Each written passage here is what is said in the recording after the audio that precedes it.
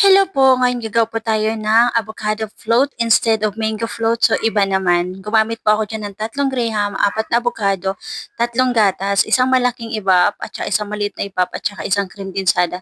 So, ayan po, ginayat-gayat ko na po ang aking 4 na pirasong avocado, mga Lodi Labs. Ayan, nilagay ko na po sa aking blender. Then, ayan po.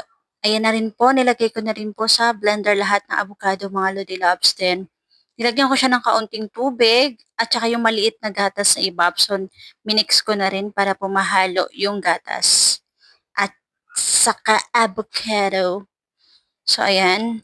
Ayan, pinag-combine ko na rin po yung ibab na malaki at saka yung cream dinsada. So, nag-add na rin po ako ng sugar. Kayo na po bahala mga Lodi Loves kung gaano kadaming sugar ang gusto nyo. Baka kung gusto nyo mas matamis, mag-add pa kayo. O kasi isang sandok lang ng nilagay ko tapos hinalo ko siya ng hinalo. So ayan, nag-cut na nga po ako ng graham. So nilagyan ko muna ng gatas mga Lodi Loves ang aking Tupperware. So ayan, nilatad ko na po yung ating graham sa ating Tupperware. Final ko na po siya.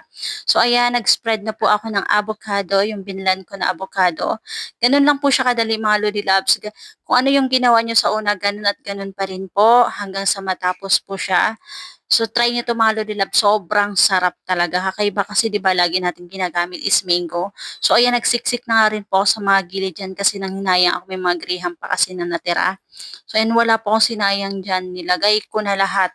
Pati yung mga durog, ayan, binudbud ko na. Tapos may mga natira pa nga akong avocado. So ayan, spread ko na lahat, pati gatas mga Lodi Loves. Ayan, nilagay. Ayan na po, nilagay ko na sa freezer. Sobrang sarap mga Lodi Loves. Sabi ko talaga. Try nyo rin po.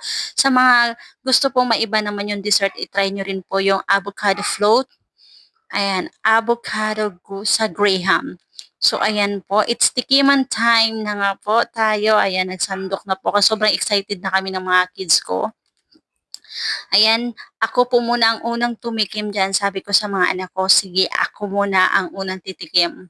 Dahil ako ang nakaisip ng dessert na yan. So, syempre, ako po ang unang titikim. Sobrang, naa-amaze ako sa ginawa ko talagang dessert, mga Lodi Loves. Ayan, tikman natin yung itsura ko dyan. Tikman na natin. It's tikiman time. Sarap! Sobrang excited ako diyan, sabi hindi ako makapaniwala na ang sarap talaga.